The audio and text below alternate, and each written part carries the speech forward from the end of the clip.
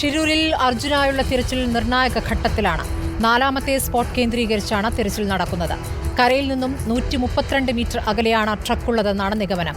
ലോറിയുടെ 10 മീറ്റർ മുകളിൽ മണ്ണടിഞ്ഞുകൂടിയിട്ടുണ്ടെന്ന് ഉത്തര കന്നഡ MP വ്യക്തമാക്കി. തിരച്ചിലിന് നേവിക്കൊപ്പം പ്രാദേശിക മുങ്ങൽ വിദഗ്ധരും മത്സ്യത്തൊഴിലാളികളുമുണ്ട്.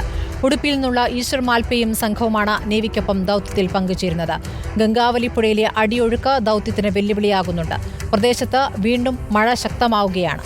വിവരങ്ങളുമായി മുബഷീർ പി അക്ബറും അർജുൻ കല്യാടുമുണ്ട്. ആദ്യം മുബഷീർ പി അക്ബറിലേക്ക്. മുബഷീർ, ഇപ്പോൾ കഴിഞ്ഞ ദിവസങ്ങളിൽ നിന്നും വ്യത്യസ്തമായി ഇന്നിപ്പോൾ പോണ്ടുറൻസ് സംവിധാനം കൊണ്ടുവരുമെന്നുള്ളതായിരുന്നു ഒരു പ്രതീക്ഷ. പക്ഷേ അതിപ്പോൾ വൈകുമെന്നുള്ള സൂചനകളാണ്.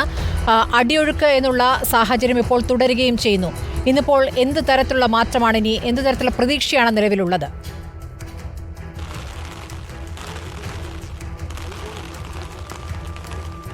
സ്മൃതി, നമുക്കറിയാം ദൗത്യം 12ാം ദിവസത്തിലേക്ക് കടന്നിട്ടും ഒരു ലോറിയോ മറ്റു 3 പേരെയോ കണ്ടെത്താൻ കഴിയാത്ത സാഹചര്യത്തിലാണ് പുതിയ നീക്കങ്ങളുമായി രക്ഷാദൗത്യ സംഘം ഇപ്പോൾ രംഗത്ത് വന്നിരിക്കുന്നത്.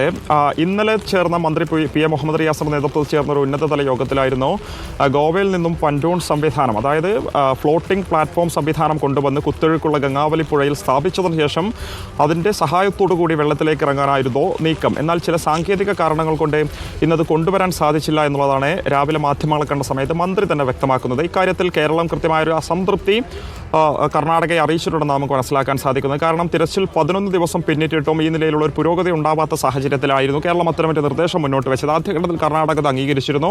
പിന്നീട് അത് നടപ്പിലാവാത്ത സാഹചര്യത്തിൽ ഇന്ന് മന്ത്രി AK ശശീന്ദ്രൻ തന്നെ അത് പരസ്യമായി വ്യക്തമാക്കുന്ന ഒരു സാഹചര്യം ഉൾപ്പെടെ ഉണ്ടായിരുന്നു. എന്തായാലും ആ ഒരു സംവിധാനം ഇവിടെ എത്തിക്കാൻ കഴിയില്ല എന്നുള്ളതാണ് നിലവിൽ നമുക്ക് ലഭ്യമാകുന്ന വിവരം. അതിനനുസരിച്ച് രാജസ്ഥാനിൽ നിന്നും മറ്റൊരു സാങ്കേതിക ഉപകരണം ഈ ഒരു മേഖലയിലേക്ക് കൊണ്ടുവരുമെന്നുള്ളതാണ് ജില്ലാ കളക്ടർ ലക്ഷ്മിൽ പ്രിയ തന്നെ വ്യക്തമാക്കിയിരിക്കുന്നത്. എന്തായാലും കൂടുതൽ അത്യാധുനിക സംവിധാനങ്ങളോടുകൂടിയുള്ള ഉപകരണങ്ങൾ ഈ ഒരു മേഖലയിലേക്ക് എത്തിക്കാൻ കഴിയാത്ത സാഹചര്യത്തിലാണ് ഇപ്പോൾ ഈ ഒരു മേഖലയിലെ പ്രാദേശിക മത്സ്യത്തൊഴിലാളികളുടെ സഹായം തേടിയിരിക്കുന്നത്.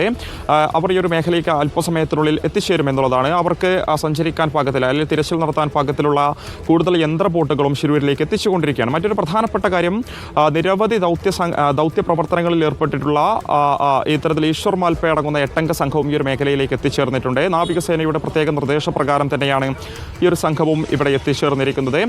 നിരവധി ദൗത്യ പ്രവർത്തനങ്ങളിൽ ഏർപ്പെട്ട് പരിചയ സമ്പത്തുള്ള വ്യക്തിയുടെ നേതൃത്വത്തിലുള്ള സംഘം തന്നെയാണ് ഇവർ. അവർക്ക് കൃത്യമായും ഇതിനുമപ്പുറം അടിയൊഴുക്കുള്ള പുഴയിലൂടെ ഇറങ്ങി തിരച്ചിൽ നടത്തിയ അനുഭവമൊക്കെ തന്നെ അവർക്കുണ്ട് എന്നുള്ളതാണ്. അവർ സമ്പൂർണ്ണ സജ്ജമായി തന്നെ ആ ഒരു മേഖലയിൽ എത്തിച്ചേർന്നിട്ടുണ്ട്. സംഘം ഇറങ്ങുമെന്നാണോ മനസ്സിലാക്കേണ്ടത്?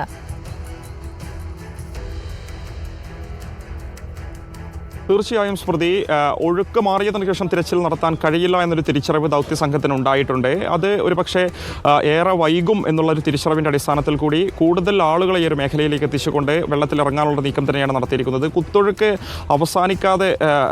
അവസാനിക്കാൻ കാത്തു നിൽക്കേണ്ടതില്ല. അതിനു മുൻപ് തന്നെ വെള്ളത്തിലിറങ്ങിയുള്ള ഒരു പരിശോധനയ്ക്ക് ഇവർ തയ്യാറാകുന്നു എന്നുള്ളതാണ്. ഇപ്പോൾ ഈശ്വർ മാൽപ്പയുടെ നേതൃത്വത്തിലുള്ള സംഘം ഇപ്പോൾ അവിടെ ജില്ലാ കളക്ടർ ലക്ഷ്മിൽ പ്രിയയുമായുള്ള ചർച്ചയൊക്കെ തന്നെ പൂർത്തിയായിട്ടുണ്ട്. നേവിയുമായുള്ള ആശയവിനിമയം നടന്നു കഴിഞ്ഞിട്ടുണ്ട്. ഇപ്പോൾ അവിടെ സ്പോട്ട് ചെയ്തിട്ടുള്ള 4th സ്പോട്ട്, നമുക്കറിയാം ഏറ്റവും പ്രധാനപ്പെട്ട നിർണായക സിഗ്നൽ കഴിഞ്ഞ ദിവസം ഉച്ചയോടുകൂടി ലഭിച്ച ആ ഒരു മേഖലയിലേക്ക് അല്പസമയത്തിനുള്ളിൽ തന്നെ കടന്നു ചെല്ലും. നേവിയുടെ നേതൃത്വത്തിലുള്ള സംഘം ഓൾറെഡി ആ ഒരു മേഖലയിലുണ്ട്. ഒരുപക്ഷേ ഇവർ ആ ഒരു വെള്ളത്തിനടിയിലേക്ക് ഇറങ്ങി ചെന്നുകൊണ്ട് തന്നെ പരിശോധന അല്പസമയത്തിനുള്ളിൽ ഉണ്ടാകുമെന്നാണ് നമുക്ക് മനസ്സിലാക്കാൻ സാധിക്കുന്നത്. ഇന്ന് രാവിലെയൊക്കെ തന്നെ ഈ ഒരു മേഖലയിൽ മഴ മാറി നിൽക്കുന്ന സാഹചര്യം ഉണ്ടായിരുന്നു. തെളിഞ്ഞ കാലാവസ്ഥയായിരുന്നു. ശക്തമായ കാറ്റോടുകൂടിയുള്ള മഴ ഉണ്ടായിരുന്നില്ല. എന്നാൽ അല്പസമയം മുമ്പ് ആരംഭിച്ച ചാറ്റൽ മഴ ഇപ്പോൾ ശക്തി പ്രാപിക്കുന്ന ഒരു സാഹചര്യമാണ് നിലവിൽ ഈ ഒരു ശിരൂരിലുള്ളത്.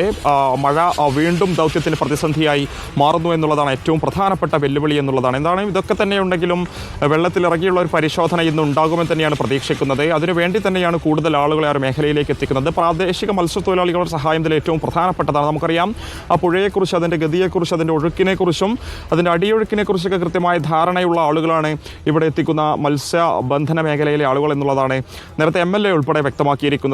സ്വാഭാവികമായും ഇവിടെ കൊണ്ടുവരുന്ന അല്ലെങ്കിൽ എത്തിക്കുമെന്ന് പറഞ്ഞിരുന്ന സംവിധാനങ്ങളുടെ ഒരു അഭാവം അല്ലെങ്കിൽ അത് എത്തിക്കാൻ കഴിയാത്തതിൻ്റെ ഒരു സാഹചര്യത്തിൽ കൂടിയാണ് ഇപ്പോൾ ഇത്തരത്തിലുള്ള ആളുകളെ ഈ ഒരു സ്ഥലത്ത് എത്തിച്ചുകൊണ്ടുള്ള തിരച്ചിലിന് തയ്യാറെടുക്കുന്നത്. ഏറ്റവും പ്രധാനപ്പെട്ട സിഗ്നൽ ഈ ഒരു പുഴയിൽ കഴിഞ്ഞ ദിവസം ഉച്ചയോടുകൂടിയായിരുന്നു ലഭിച്ചിരുന്നത്. ഇന്ന് വീണ്ടും അത് സ്ഥിരീകരിക്കുന്ന ഒരു സാഹചര്യമുണ്ടായി. ട്രക്കിൻ്റെ ഒരു ഭാഗം ക്യാബിൻ ക്രൂ എന്ന് തന്നെയാണ് മനസ്സിലാക്കുന്നത്. അതിൻ്റെ ഒരു ഭാഗം ഈ മൺതിട്ടയോട് ചേർന്ന 30 അടിയോളം താഴ്ചയിലുണ്ടെന്ന് തന്നെയാണ് മനസ്സിലാക്കുന്നത്.